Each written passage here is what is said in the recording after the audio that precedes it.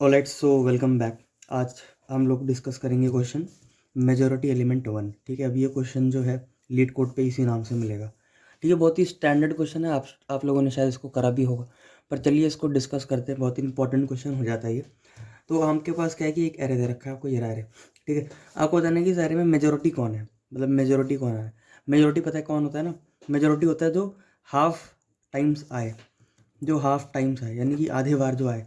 यानी कि n अगर साइज है तो n/2 बार जो भी आ रहा है वो मेजोरिटी है। इस केस में इसका साइज़ क्या है? n इसका साइज़ क्या है? 9। इसका साइज़ n/2 क्या, तो 4 निकला।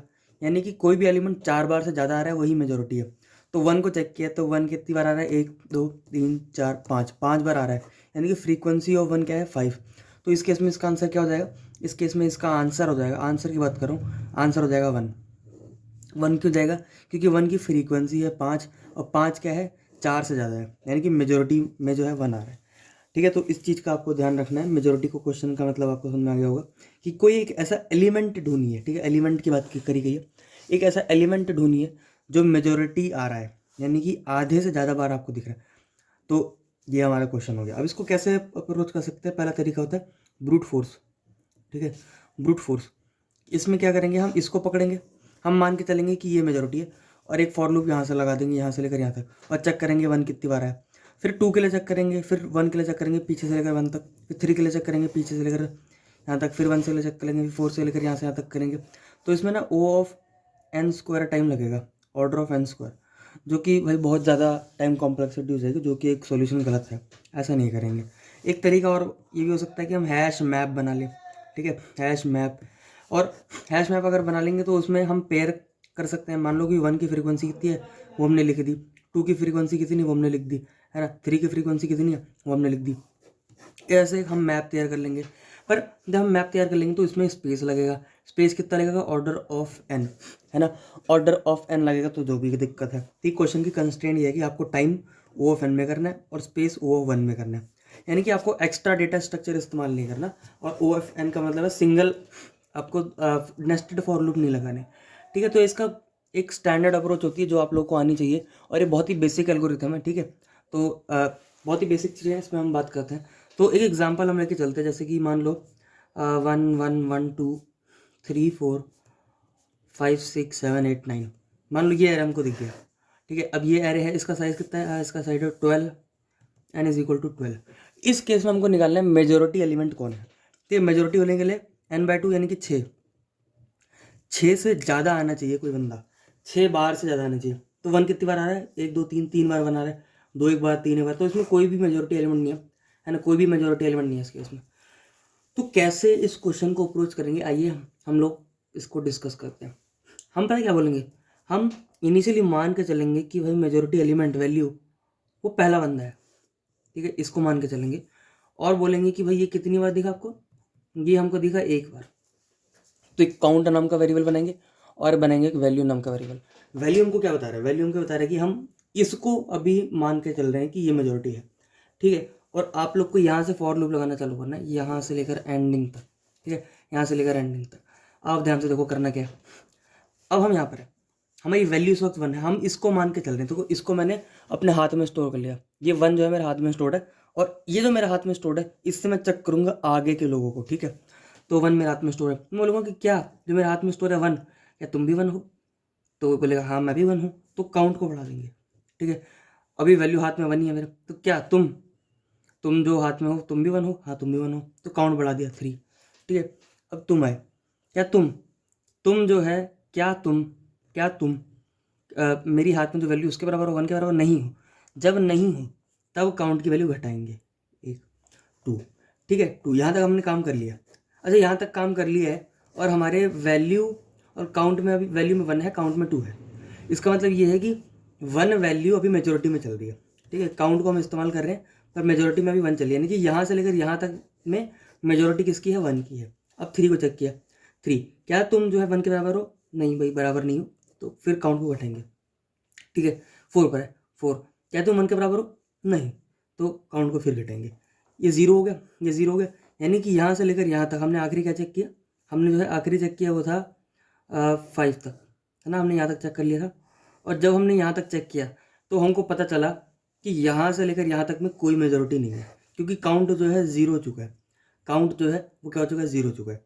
तो यहाँ के लिए हमको एक नया मेजोरिटी ढूंढना पड़ेगा, जो कि हम 6 को बना लेंगे। यानी कि आपको ये बात पता होनी चाहिए कि जब आपका काउंट ज़ीरो हो जाए तो आपको नई वैल्यू सेट करनी है, जो कि होगी नेक्स्ट वैल्यू। तो वो क्या है, 6। तो मैंने यहाँ पर 6 लिख लिया और काउंट की वैल्यू 1 कर दी। ठीक है, अब काम करने चालू करेंगे यहाँ से। क्या तुम 6 के बराबर हो? नहीं, नहीं बराबर हो, तो इसको 0 कर देंगे, इसको 0 कर देंगे।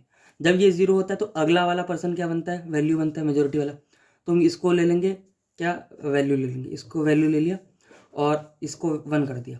ठीक है, और अगले वाले को चेक करेंगे कि क्या तुम मेजोरिटी हो? भाई तुम मेजोरिटी नहीं हो, तुम मेरे बराबर नहीं हो, मतलब तुम 8 के बराबर नहीं हो। जब बराबर नहीं हो तो आपको 0 कर दिया जाएगा और इसको क्या बना दिया जाएगा, 9 बना दिया, 9 को क्या बना देगा, मेजोरिटी, और इसको 1 कर दिया जाएगा। जैसे ये खत्म हुआ तो 9 क्या बन गया, 9 एक कैंडिडेट बन गया।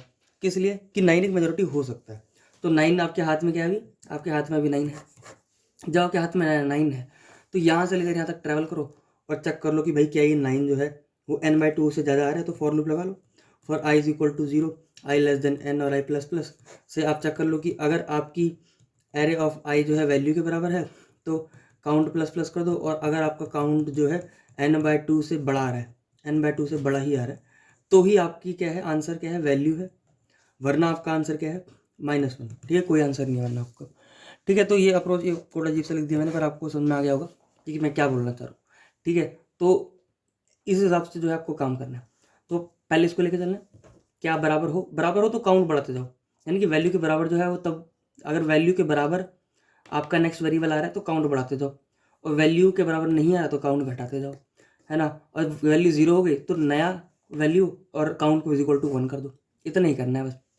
ठीक है, इसको हम क्या बोलते हैं, पेयरिंग ऑफ डिस्टिंक्ट एलिमेंट। ये अप्रोच जो है ना, जो मैंने आपको बताई, इसको बोलते हैं पेयरिंग ऑफ डिस्टिंक्ट एलिमेंट। हम ना पेयर कर रहे हैं डिस्टिंक्ट एलिमेंट्स को। तो जैसे मैं अगर फिर से इसी एग्जांपल को लेकर चलूँ, 1 1 1 1 1 2 3 4 5 6 7 8 9, ये लिखे चला। अब ये 3 तो एक साथ ठीक है, पर जैसे ही 2 आया ना, ये वाला 1 इसके साथ पेयर हो गया। ठीक है, ये वाला 1 इसके साथ पेयर हो गया। ये जब 3 आया तो ये वाला 1 इस 3 के साथ पेयर हो गया। जब 4 आया तो ये वाला 1 इसके साथ 4 हो गया। यानी कि सब न्यूट्रलाइज हो गए, यहाँ से लेकर यहाँ तक जो है सबके पेयर बन गए। इनके पेरेंट्स के साथ बन चुके हैं, कोई मेजोरिटी यहाँ पे हमको दिख नहीं रहा। ठीक है, अब आगे चलेंगे, इस एरे के लिए हम इसको वैल्यू लेके चलेंगे, मेजोरिटी वैल्यू। ठीक है, और सेम काम जो है हम पेयर करते जाएंगे। इसका पेयर किसके साथ होगा, इसका पेयर जो है इन सब के साथ होता जाएगा, इन सब का पेयर होता जाएगा, है ना। तो इससे आंसर आ जाएगा। जैसे कि मैं एक और एग्जांपल लेके चलता हूँ, 1 2 1 3 1, ये वाला एग्जांपल यहाँ लिखा हुआ है, 3 1 4 1 5 1 1 2 1 1 2 1 3 1 4 1 5 1। ठीक है, इसको लेके चलते हैं। अब इसमें आपको मेजोरिटी क्या दिख रहा है, इसमें हमको मेजोरिटी 1 दिख रहा है, तो 1 ही आंसर आना चाहिए हमारे लॉजिक के हिसाब से। तो पहले इनिशियली मैं मेजोरिटी किसको मान के चल रहा हूँ, 1 को। काउंट किसको मान के चल रहा हूँ, काउंट भी 1 को। अच्छा, अगर आपको लग रहा है शुरू में ही मेजोरिटी आ रहा है तो एक काम करो, इसको 2 कर लेते हैं। ठीक है, और इसको 1 कर लेते हैं। ठीक है, इसको 2 कर लिया, इसको 1 कर लिया। अब तो ठीक है, अब तो थोड़ा सा ही लॉजिक बैठेगा हमारा। तो हम 2 को बोल के, 2 को मान के चलने की 2 मेजोरिटी है पहले वाले को, और बाकी सबसे मैचिंग कराएंगे, और काउंट इसकी 1 है। 2 हमारे हाथ में है इस वक्त। ठीक है, 2 मेरे हाथ में। क्या तुम 2 के बराबर हो? नहीं, बराबर नहीं हो, तो काउंट की वैल्यू क्या कर दो, 0 कर दो। जैसे ही काउंट की वैल्यू 0 हुई तो नया मेजोरिटी कौन बन गया, यही बन गया नया मेजोरिटी। तो यहाँ पे 1 कर दिया और काउंट की वैल्यू 1 कर दी। ठीक है, अब क्या तुम 1 के बराबर हो, हाँ हो तो काउंट बढ़ाओ। क्या तुम 1 के बराबर हो, नहीं हो ना, तो काउंट घटाओ। तो क्या तुम 1 के बराबर हो, हाँ हो तो काउंट बढ़ाओ। क्या तुम 1 के बराबर हो, नहीं हो तो काउंट घटाओ। क्या तुम 1 के बराबर हो, हाँ हो तो बढ़ाओ। क्या तुम 1 के बराबर हो, नहीं हो तो काउंट घटाओ। तुम 1 के बराबर हो, हाँ हो, तो 2 आ गया। यानी कि अभी पूरा हमने इटरेट कर लिया, लास्ट तक चला गया, फॉर लूप खत्म हो गया। हमारे वैल्यू के अंदर क्या पड़ा है, हमको काउंट से मतलब नहीं है, हमको वैल्यू से मतलब है। काउंट में हमारा क्या पड़ा है, 1 पड़ा। अब हमको 1 को दोबारा चेक करना पड़ेगा। स्टेज 1 में हमने वैल्यू निकाली, अब स्टेज 2 में हम फिर से वही फॉर लूप लगाएंगे और चेक करेंगे कि क्या हमने जो वैल्यू निकाली, क्या वो रियलिटी में जो है n/2 से बराबर आ रही है। अगर वैल्यू जो है एरे ऑफ आई के बराबर आ रही, तो फ्रीक्वेंसी काउंट कर लो उनकी, फ्रीक्वेंसी प्लस प्लस, और चेक कर लो कि आपकी फ्रीक्वेंसी क्या ग्रेटर देन n/2 है। अगर ऐसी है तभी सी आउट क्या करना है आपको, यही वैल्यू, वरना आपको क्या सी आउट करना है, -1। ठीक है, तो भाई ये इस अप्रोच से आपका ये क्वेश्चन जो है डिस्कस होगा। तो मैंने इसको थोड़ा सा तेज़ी में कराया क्योंकि बेसिक बेसिक सवाल आए थे और ये सब तो आपको आने चाहिए। तो ये था हमारा मेजॉरिटी एलिमेंट 1। कुछ खास नहीं था इस क्वेश्चन में, सही बताओ तो बहुत ही ईजी क्वेश्चन था ये। अब इसका मैं कोड जो है आपको इसका कोड मैं शॉर्ट में यहाँ पे लिखने की कोशिश करता हूँ शॉर्ट में।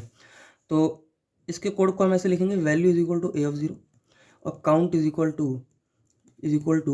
1, ठीक है। और फॉर लूप कहाँ से लगेंगे, for i is equal to 1, i is less than n और आई प्लस प्लस, ठीक है। और अगर हमारा जो है ए ऑफ आई जिसको हम चेक करेंगे, अगर वो वैल्यू के बराबर है, अगर बराबर आता है तो हम क्या करते हैं, काउंट प्लस प्लस करते हैं।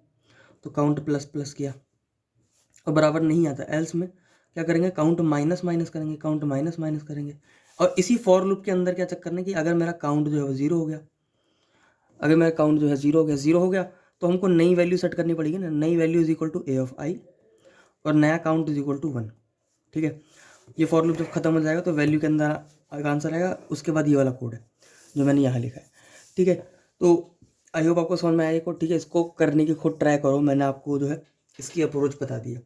तो इस वीडियो में इतना ही, हम लोग मिलते हैं नेक्स्ट वीडियो में।